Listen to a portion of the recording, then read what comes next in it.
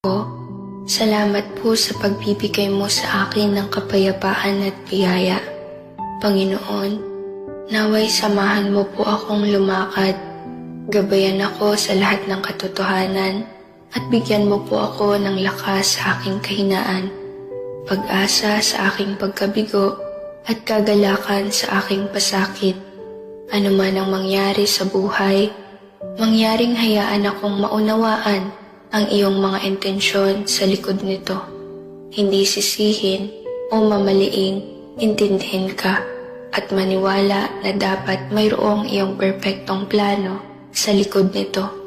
Ngayong araw, nais kong hanapin ang iyong mukha sa aking buhay at magsalita at kumilos ayon sa iyong kalooban upang luwalhatiin ang iyong pangalan.